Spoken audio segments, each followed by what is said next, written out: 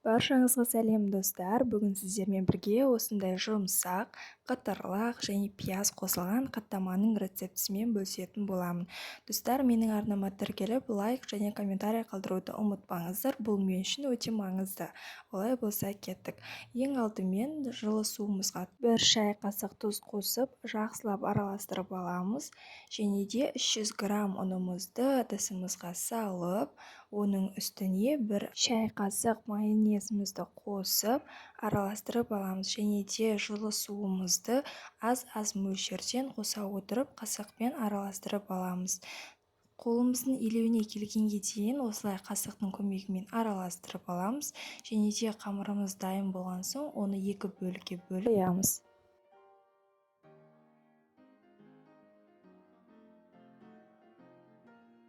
Қамырымыз дайын болғаннан соң оның бетіне осындай ерітілген сары майымызды және көк пиязымызды қосамыз. Ең алдымен сары майымызды осылай жағып шығамыз.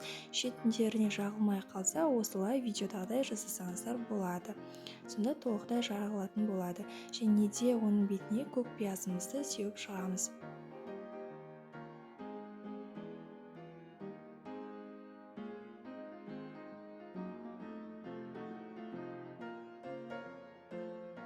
Содан соң екінші қамырымызбен көк пияздың бетін осылай жауып бір-біріне жабыстырып шығамыз. Және де оның үстіне тағы да ерітілген сары майымызды жағып шығатын боламыз.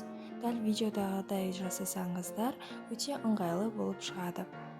Бір-біріне осылай біркелкі етіп жабыстырып аламыз, шеттерін осылай жағып шығатын боламыз.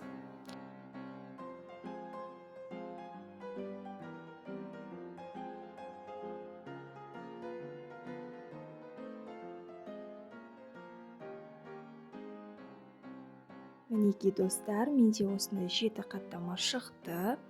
Енді оларды осылай жайып шығып, қысып тұрған отта пісіріп алатын боламыз.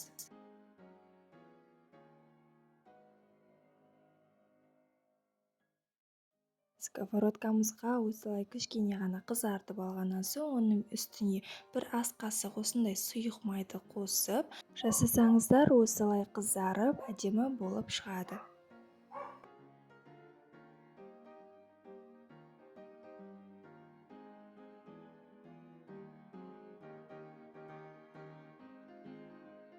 Мінекей достар, біздің жұмсақ, қытырлақ, пияз қосылған қаттамамыз дайын.